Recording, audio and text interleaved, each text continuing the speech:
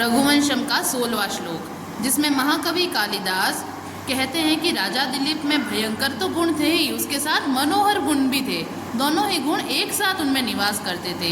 भीम, भीम अर्थात भयंकर, कांत, कांत यानी मनोहर, नृप गुणी, इन दोनों गुणों से युक्त स वह राजा दिलीप बभूव उपजीविना नाम, सभी राजाओं के क्या हुए, आश्रित लोगों के वह उपजीवी हुए, सब उन पर आश्रित रहते थे।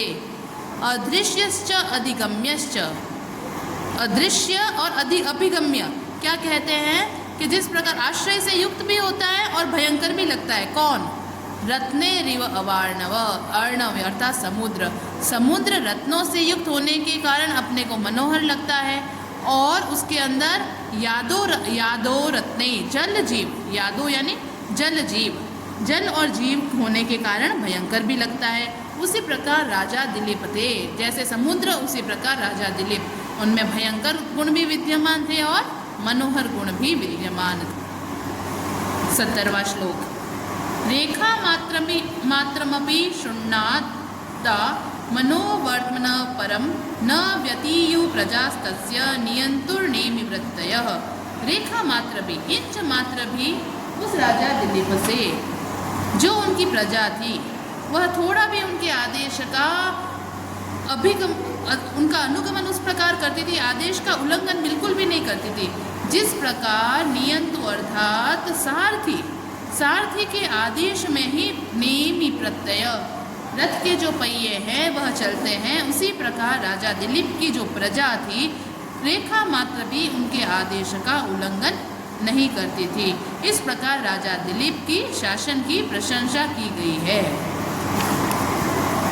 18वां श्लोक, जिसमें कहते हैं कि जो राजा दिलीप जो प्रजा से कर लेते थे वो प्रजा की भलाई में लगाते थे। प्रजानाम एव भूत्यर्थम स ताभ्यो बलिम अग्रहित सहस्त्र गुणमशुष्टुम आदत्ते ही रसम रवि। प्रजानाम प्रजा के लिए ही, भूत्यर्थ कल्याण के लिए, स वह राजा, ताभ्यो उनसे, बलिम ग्रहित कर लेते थे, प्रजा के कल्याण के लिए ही वह उनसे कर ग्रहण करते थे। सहस्त्र गुणम उत्सृष्टुम, जिस प्रकार हजारों गुण देने के लिए ही, रवि सूर्य, जिस प्रकार सूर्य जो है हजारों गुना लौटाने के लिए ही पानी को ग्रहण करता है, समुद्र में से बाष्प के रूप में पानी को ग्रहण करता है। क्यों ग्रहण करता है? ताकि वह वर्षा के रूप में पुनः लौटा सके, सबको सबकी भलाई में लगा सके। उसी प्रकार राजा दिलीप थे। और कैसे थे राजा दिलीप? उनकी बुद्धि, शौर्य वह कैसा था? सेना परिच्छदस्तस्य द्वयमेवार्थ साधनम शास्त्रेष्वकुंठिता बुद्धिर्मौर्वी धनुषी चातता। सेना, उनकी जो सेना थी, जो चतुरंगिणी सेना थी, वह परिच्छद उपकरण मात्र ही थी। द्वयमेव अर्थ साधनम, उनका काम तो दो ही चीज़ों से हो जाता था, उनके अर्थ का साधन, उनका प्रयोजन दो चीज़ों से सिद्ध हो जाता था। शास्त्रेषु अकुंठिता बुद्धि, शास्त्रों में एक तो उनकी तीव्र बुद्धि और दूसरी धनुषी, धनुष पर चढ़ी हुई प्रत्यंचा। सेना का कार्य, सेना को काम में ही नहीं लेना पड़ता था, वो तो सिर्फ सजी हुई पड़ी है, ठीक है सेना है, लेकिन उनकी बुद्धि और धनुष पर चढ़ी हुई प्रत्यंचा से ही उनका सारा प्रयोजन सिद्ध हो जाता था। और कैसा था?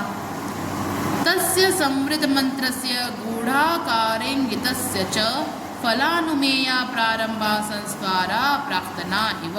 तस्य उस राजा दिलीप के समृद्ध अर्थात छुपे हुए उनके जो मंत्र थे ना, उनके जो भी गुप्त विचार थे वो कैसे रहते थे? गूढ़ाकारे, पूरे छिपे हुए रहते थे। आकारे इंगितस्य च, वह उनके शोक, क्रोध आदि जो मानसिक विचार है उन सबको इस प्रकार गुप्त रखते थे, किसी को भी पता नहीं चलता था कि वह क्या मंत्रणा कर रहे हैं, वह क्या कार्य करते हैं। फलानुमेया ही प्रारंभा, जिस प्रकार फल से पता चलता है कि संस्कार कैसे थे, पूर्व जन्म में कोई संस्कार किए हुए थे जिससे वह इस प्रकार का फल प्राप्त हुआ है, उसी प्रकार राजा दिलीप के जो कार्य होते थे, सिद्ध होते थे, तभी पता चलता था कि इन्होंने कोई कार्य प्रारंभ किया था। उनके सारे विचार, सारे गुप्त रखने वाले कार्य गुप्त ही रहते थे।